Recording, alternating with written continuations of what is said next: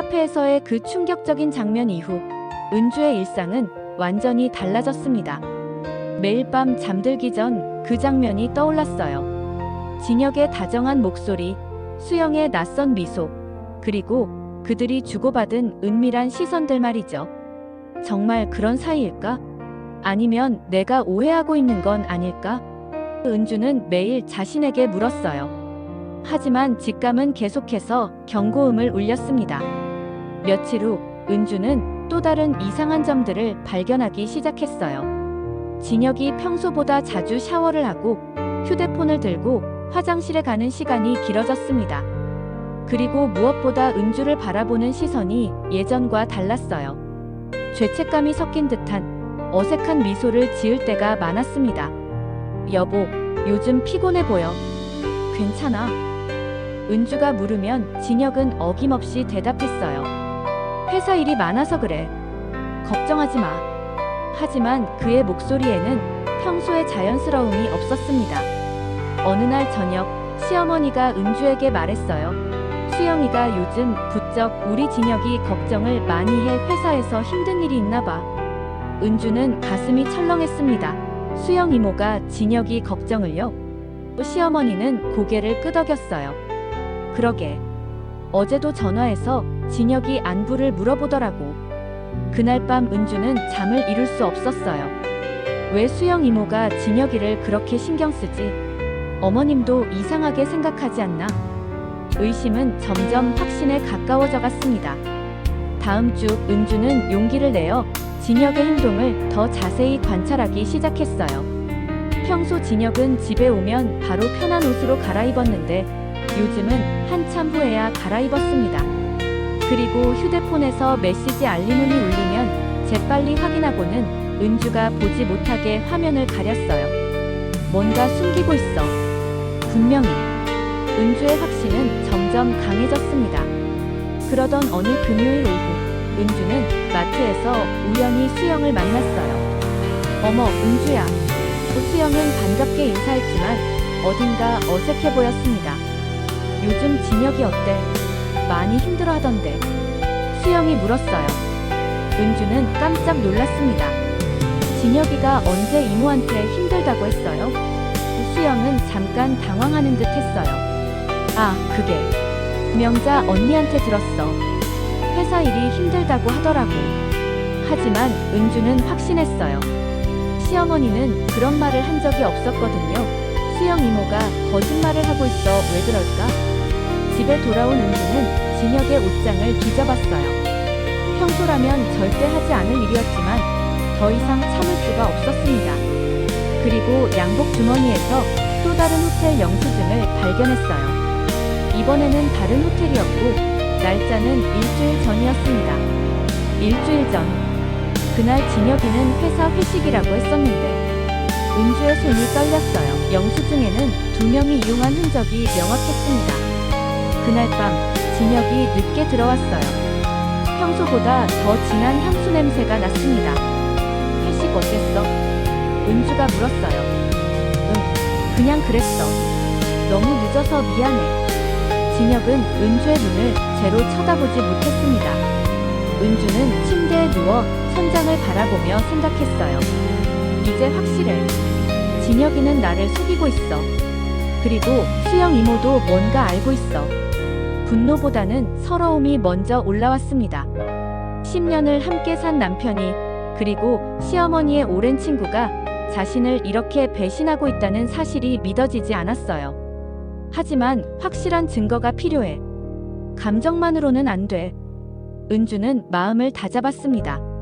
내일부터는 더 적극적으로 진실을 찾아 나서기로 결심했어요. 더 이상 의심 속에서 괴로워하고 싶지 않았거든요. 새벽이 되어서야 은주는 간신히 잠에 들었습니다. 꿈속에서도 진혁과 수영의 모습이 떠나지 않았어요. 하지만 동시에 마음 한구석에서는 다짐이 자라나고 있었습니다. 진실을 반드시 밝혀낼 거야. 내 인생을 이렇게 망가뜨리게 둘 수는 없어. 의심이 확신으로 바뀐 후 은주는 본격적인 조사에 나섰습니다. 더 이상 추측만으로는 안 되겠다고 생각했어요. 확실한 증거가 필요했습니다. 월요일 아침, 진혁이 출근한 후 은주는 그의 서재를 뒤져봤어요. 책상 서랍, 파일 정리함, 심지어 책 사이사이까지 샅샅이 살펴봤습니다. 그리고 마침내 진혁의 다이어리에서 결정적인 단서를 발견했어요. S와 만남 마이너스 롯데호텔 3시, 수영씨와 저녁 마이너스 이태원 같은 메모들이 여러 날짜에 적혀 있었습니다. 은주는 손이 덜덜 떨렸어요. S는 분명 수영이야. 그리고 이 날짜들. 은주는 기억을 더듬어 봤습니다.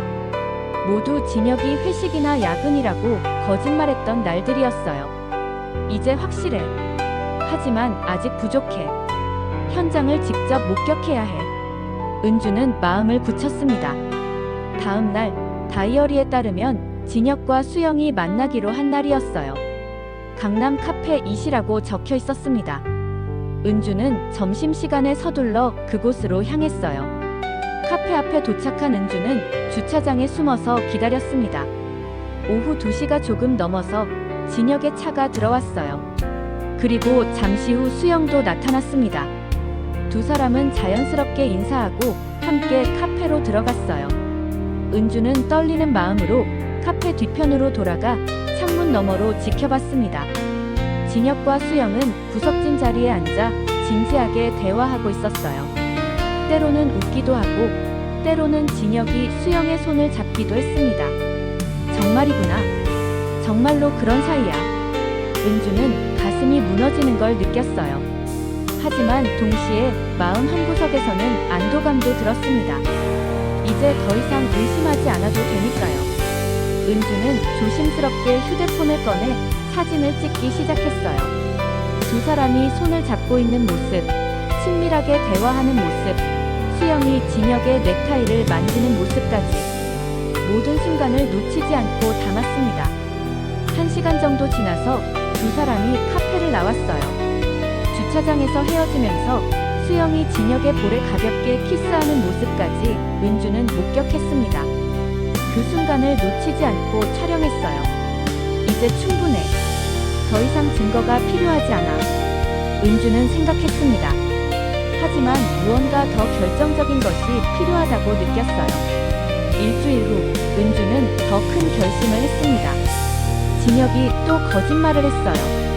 오늘 야근해야 해. 많이 늦을 것 같아. 하지만 다이어리에는 수영씨와 저녁 마이너스 호텔이라고 적혀 있었습니다. 그날 저녁 은주는 처음으로 진혁을 미행하기로 했어요. 위험한 일이었지만 더 이상 참을 수 없었습니다. 진혁의 여분차 키를 가지고 조심스럽게 뒤를 따랐어요. 도심 외곽의 고급 호텔 앞에서 진혁의 차가 섰습니다. 잠시 후 수영이 나타나 진혁의 차에 탔어요. 두 사람은 함께 호텔 로비로 들어갔습니다. 은주는 차 안에서 2시간을 기다렸어요. 그 시간이 영원처럼 길게 느껴졌습니다. 분노와 슬픔, 그리고 배신감이 뒤섞인 복잡한 감정이었어요. 밤 10시경 두 사람이 호텔에서 나왔습니다. 수영은 머리가 약간 흐트러져 있었고 진혁은 넥타이를 손에 들고 있었어요. 두 사람은 주차장에서 길게 포옹한 후 헤어졌습니다. 은주는 그 모든 장면을 사진과 동영상으로 기록했어요. 손이 떨려서 화면이 흔들렸지만 충분히 알아볼 수 있을 정도였습니다. 집으로 돌아온 은주는 모든 증거를 USB에 정리했어요. 사진들, 동영상, 호텔 영수증들, 그리고 진혁의 다이어리까지 완벽한 증거가 준비되었습니다. 새벽 2시가 넘어서 진혁이 집에 돌아왔어요. 평소보다 더 조심스럽게 들어왔지만 여전히 낯선 향수 냄새가 났습니다. 은주는 침대에서 진혁을 바라봤어요.